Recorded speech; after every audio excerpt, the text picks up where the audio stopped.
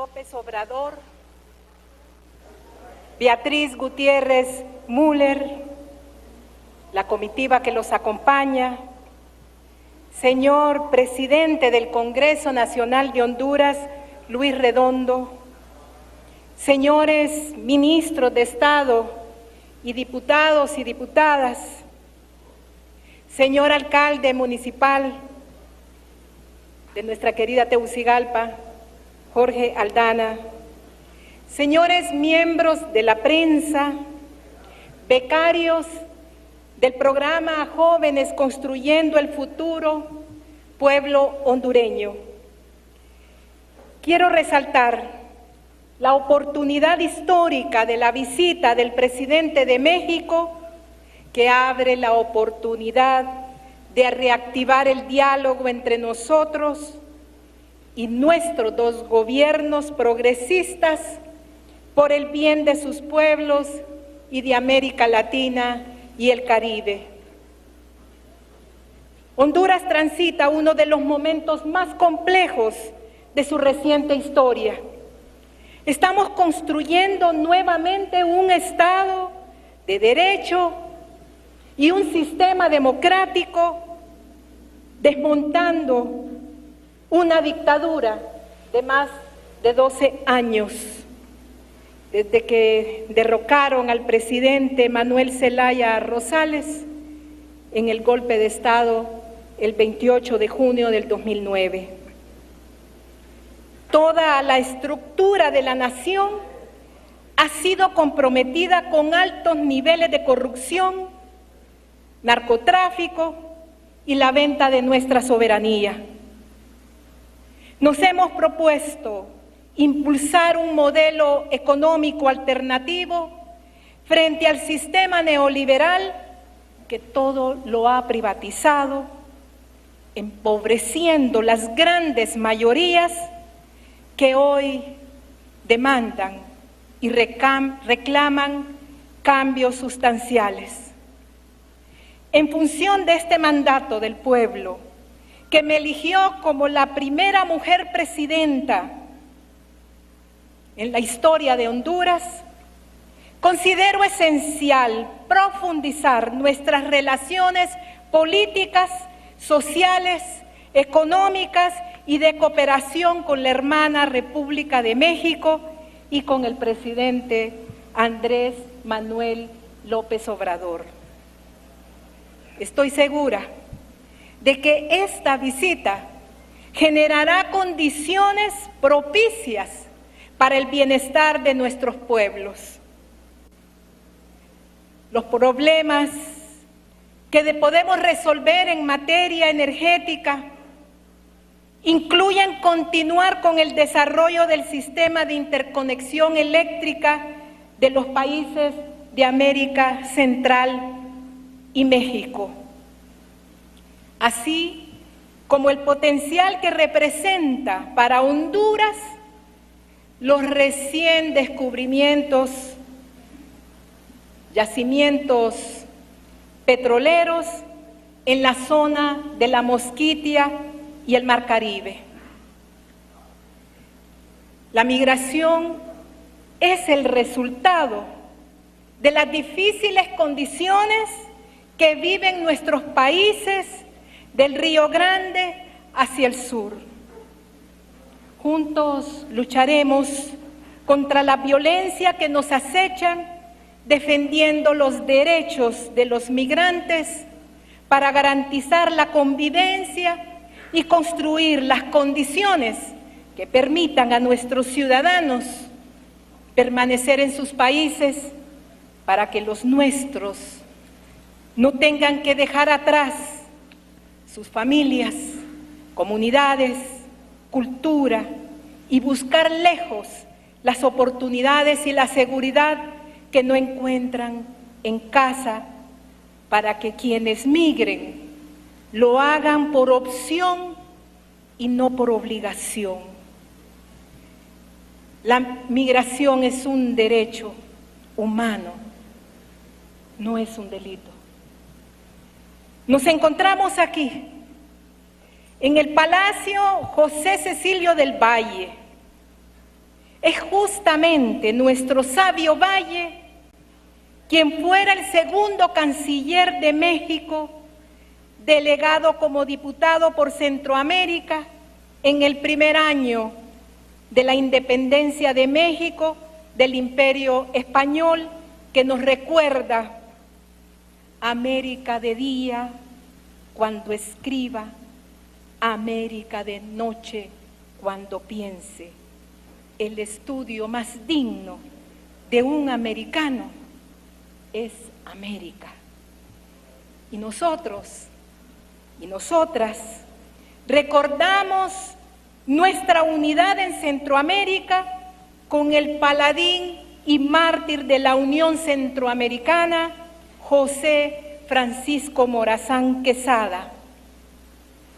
Ahora que América Latina ha dado sus primeros pasos para buscar la unidad en la comunidad de estados latinoamericanos y caribeños en la defensa de sus intereses comunes para el combate de los problemas que nos han afectado durante siglos.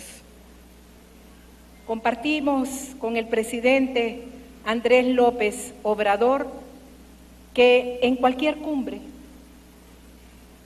que se hable de las Américas deben de participar todos los países que integramos la comunidad americana.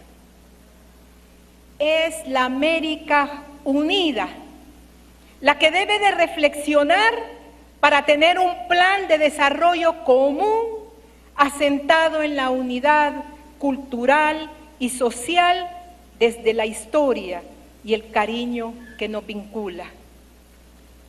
Estamos comprometidos y comprometidas a implementar los esfuerzos que sean necesarios para establecer una agenda de trabajo regional basada en el respeto de los derechos humanos, las posibilidades de inversión y de desarrollo.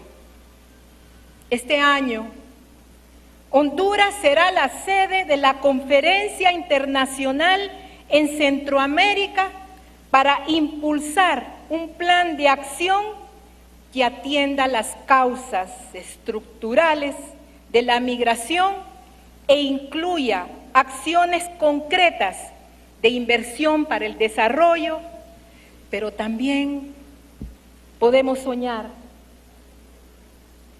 Mesoamérica debe proponerse un ideal de los otros hondureños que desarrollaron en el suelo mexicano, como Alfonso Guillén Zelaya y Rafael Eliodoro Valle.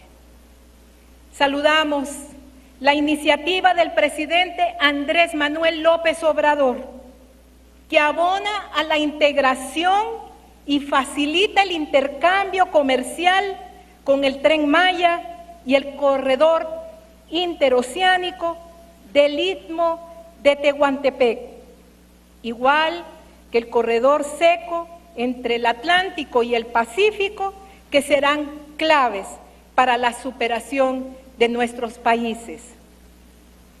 Ha llegado la época de sembrar vida y construir futuro.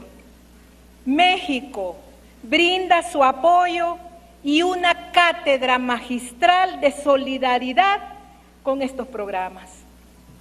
Por eso, en mi gobierno, estoy impulsando el programa de la Red Solidaria y la reactivación del bono tecnológico productivo para los sectores agrícolas, así como la Ley de Energía Eléctrica para la reforma del sector.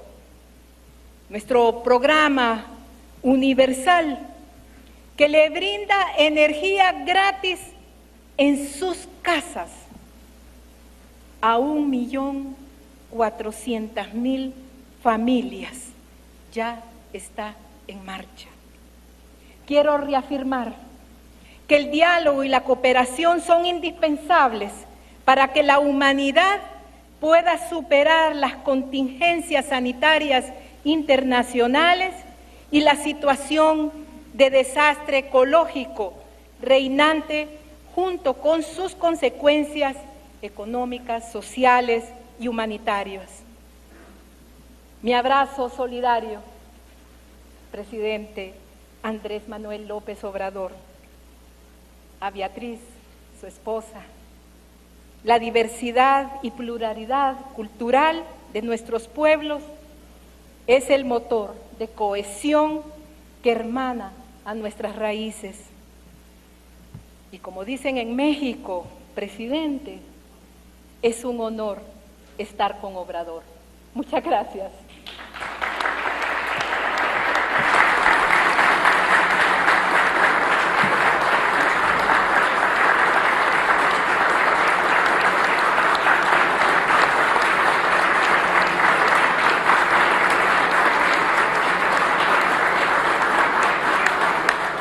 Hoy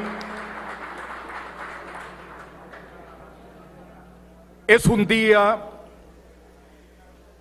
de mucha gloria y de grandes expectativas para todo el pueblo hondureño, con la augusta visita del señor presidente de México, razón por la cual hace unos pocos minutos la excelentísima señora presidenta de Honduras, Xiomara Castro de Zelaya, llevó a cabo una merecida condecoración con la Orden Civil José Cecilio del Valle en el grado Gran Cruz, placa de oro, al excelentísimo señor presidente de México. Toda la patria hondureña, señor presidente, abre sus puertas y se siente muy feliz con su visita en esta fecha histórica. Señoras y señores, a continuación, con su mensaje de esperanza para estos dos pueblos hermanos, el excelentísimo señor presidente de los Estados Unidos mexicanos, Andrés Manuel López Obrador. Amigas, amigos hondureños,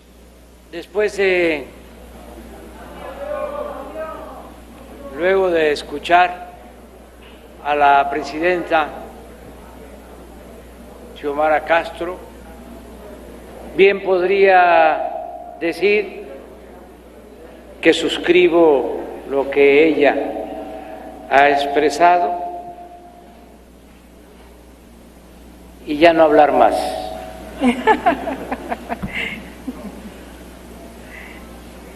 Diría, si acaso, he dicho. Muchas gracias. Pero traigo un escrito y lo cierto es que me da mucho gusto estar en Honduras con este pueblo hermano y estar con la presidenta Xiomara Castro, una mujer con convicciones, con principios, con ideales, una mujer ejemplar. Me da mucho gusto estar entre ustedes cuando la esperanza se ha fortalecido en nuestros respectivos países y ambos se encuentran bajo una clara orientación progresista a favor de la soberanía y el bienestar para las clases populares, y subrayo, en contra de la corrupción. Nuestro empeño tiene bases firmes y compartidas. En los territorios de México y de Honduras floreció la gran civilización maya, heredera de la Olmeca, en un tiempo en el que las fronteras no habían sido inventadas y Mesoamérica era un mosaico de culturas emparentadas. Es claro que hubo vínculos e influencias entre Teotihuacán y Copán, y que era, junto con Tikal, Calakmul y Palenque, me refiero a Copán, uno de los 4 señoríos más poderosos de esta región. Hoy, gracias a los descubrimientos de los arqueólogos, se han podido descifrar los glifos de las estelas y otros monumentos y leerlos con cierta fluidez para asomarse a una historia de complejos equilibrios, conflictos y cooperación entre esas sociedades.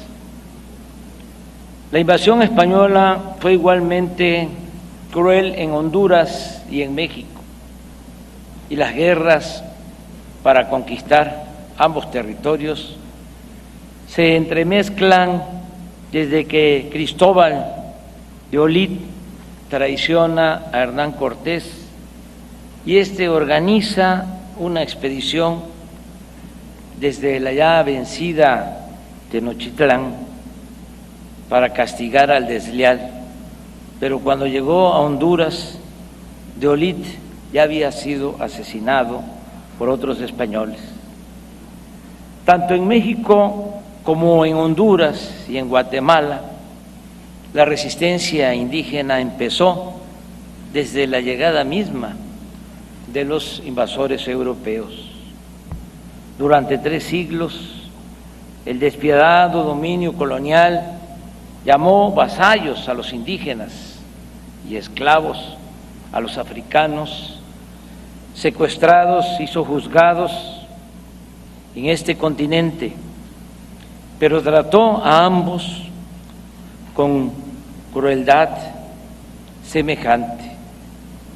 Para fines del siglo XVI aparecieron en los litorales del Caribe y del Golfo de México nuevas desgracias, las guerras entre potencias europeas y la piratería en la costa atlántica centroamericana, las resistencias indígenas en contra del dominio español se desarrollaron de manera singular debido a las constantes incursiones de fuerzas inglesas con las que misquitos y zambos solían establecer alianzas. En los procesos de independencia tuvo un papel de primer orden José Cecilio del Valle, un hondureño resuelto impulsor del principio de autodeterminación, quien fue diputado en el primer Congreso del México Independiente. Fue nombrado en ese Congreso vicepresidente. Desde allí se esforzó en demostrar la ilegitimidad de la anexión de Centroamérica al Imperio Mexicano. Decía, la unión con México es nula, porque la voluntad general de los pueblos es la que debe determinarlo, y esta voluntad solo puede expresarse por un Congreso formado de diputados elegidos por los mismos pueblos. Y en efecto, la anexión había sido decidida por una pequeña élite, una camarilla de oligarcas, sin consultar a las sociedades. Agustín de Iturbide lo hizo encarcelar porque pensó que el prócer hondureño conspiraba contra él.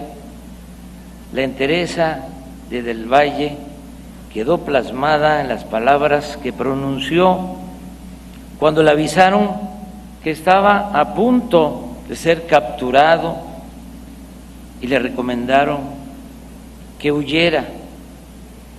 Cito textualmente lo que dijo: que huyan quienes son reos ante la ley, los que han cometido delitos y son positivamente criminales. Yo no conozco el crimen, yo soy hombre de bien y respeto la virtud. El 27 de agosto de 1822 y el 28 de febrero del año siguiente, José Cecilio del Valle permaneció detenido en el convento de Santo Domingo, en la capital de nuestro país, donde se dedicó al estudio. Sorpresivamente, en la segunda de estas fechas, Agustín de Iturbide lo liberó y lo obligó a aceptar el nombramiento como ministro de Relaciones Exteriores. Para entonces, el efímero imperio de Iturbide estaba en sus últimos momentos. No podría, desde luego, dejar de mencionar a otros ilustres próceres de esta hermana nación de Honduras. El general Francisco Morazán, quien en época tan temprana como 1830 proclamó la separación entre la Iglesia y el Estado e intentó llevar a cabo transformaciones políticas y sociales de gran calado para desmantelar el régimen heredado de la colonia y construir una sociedad fundamentada en la educación universal, la libertad de pensamiento y la igualdad social y política, acorde con el ideario liberal. Pero las condiciones en la recién formada República Federal de Centroamérica no daban para tanto. El prócer se adelantó a su tiempo y el noble y meritorio empeño de Morazán por hacer realidad los principios de la libertad, la igualdad y la fraternidad se disolvió conforme el propio país se desmoronaba para dar paso a 5 repúblicas independientes. El resto del siglo XIX se asemeja en nuestras naciones porque transcurrió en guerras civiles entre centralistas y federalistas, o entre liberales y conservadores, y entre múltiples intervenciones extranjeras, fuera de Estados Unidos o de otras potencias europeas. Y como no debo extenderme en estas evocaciones históricas, paso por encima del siglo XX para centrarme en la actualidad.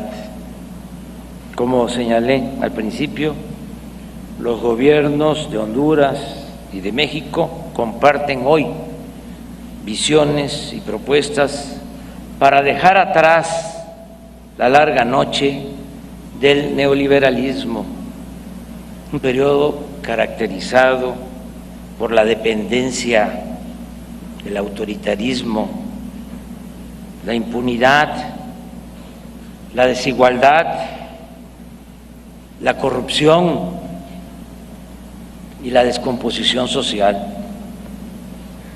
Presidenta Castro, compañera Xiomara, los pueblos de México y Honduras se han manifestado por el ejercicio pleno de la soberanía, la honestidad en el gobierno y el imperio de la justicia, especialmente para los más marginados, las mujeres, los pueblos originarios, los campesinos y los asalariados, los que han sufrido violencia, explotación y opresión durante 5 siglos.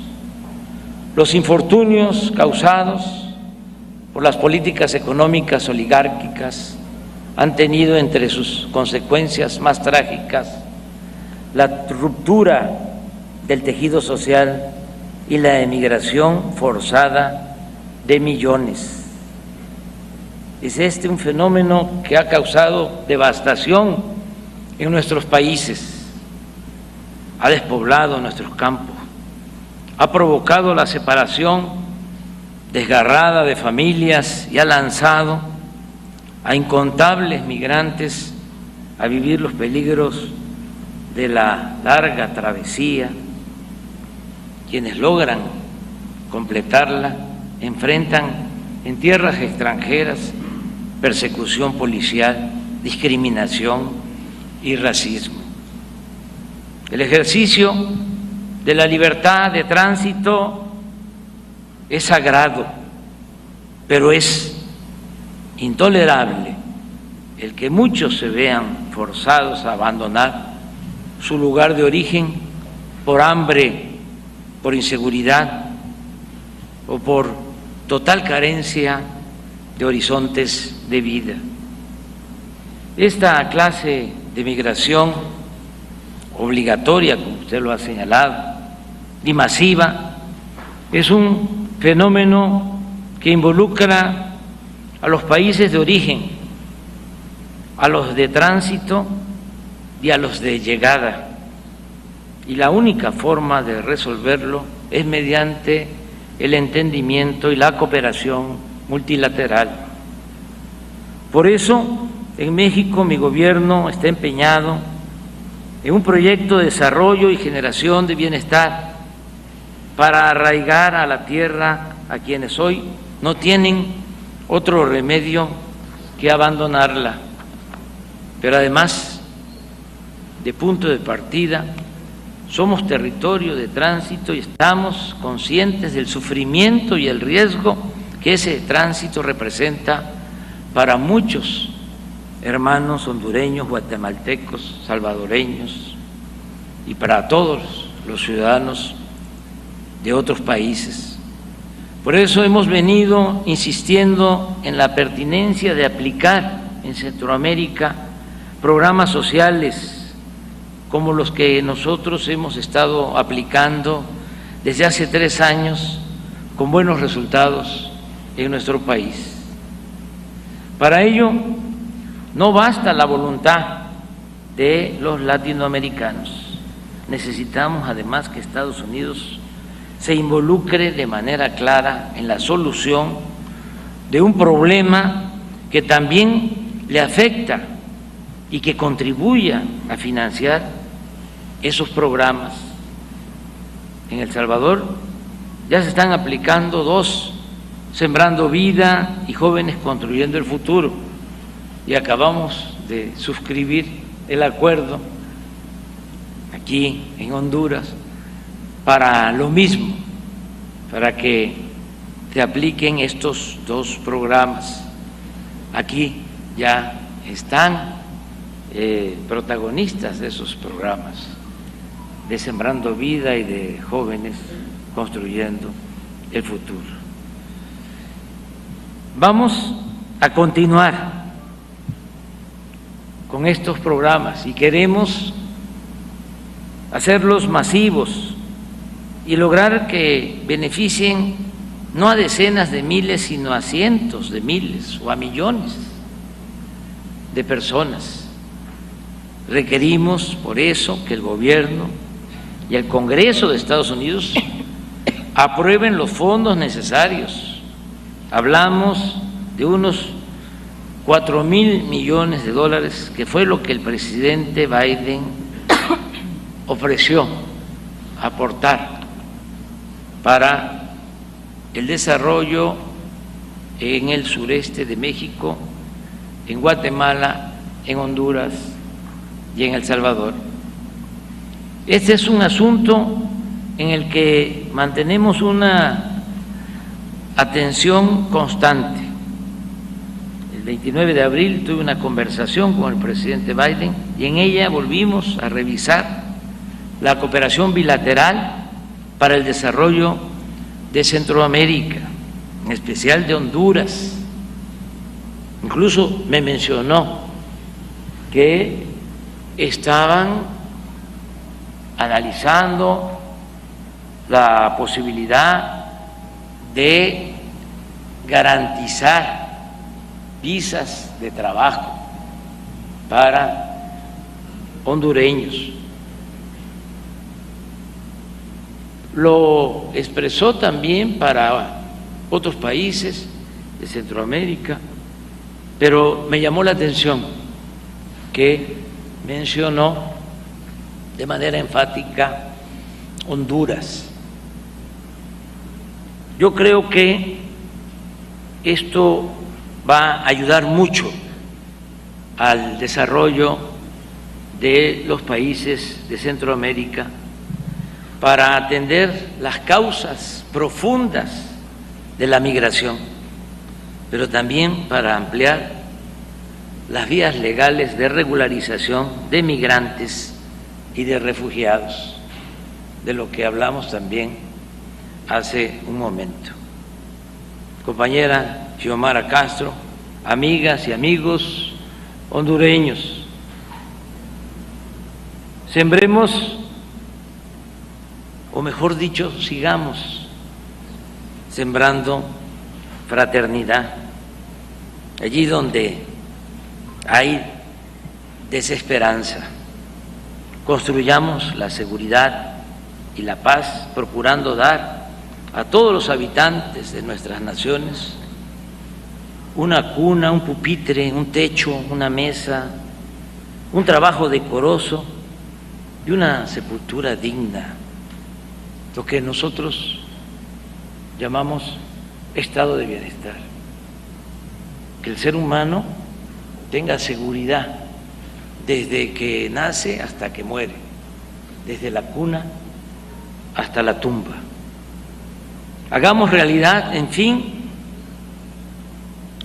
la cláusula del más mexicano de los escritores hondureños, o el más hondureño de los escritores mexicanos, Rafael Heliodoro Valle,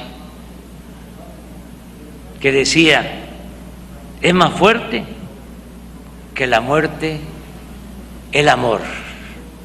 Muchas gracias.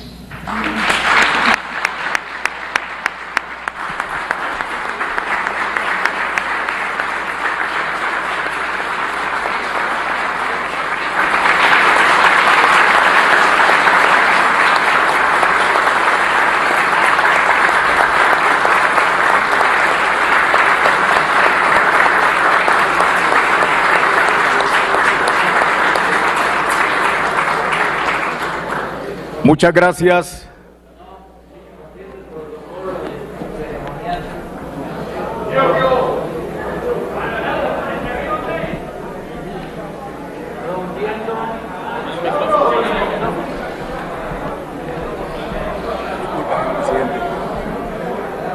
Rompiendo el protocolo y el ceremonial, una postdata. Apoyamos la iniciativa de reforma eléctrica de la presidenta Xiomara Castro.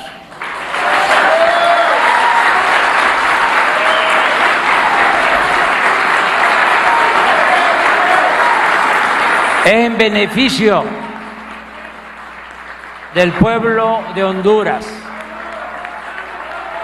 sobre todo de la mayoría del pueblo, que va a tener la posibilidad de contar con energía eléctrica barata, precios justos de energía eléctrica para el pueblo de Honduras. Felicidades.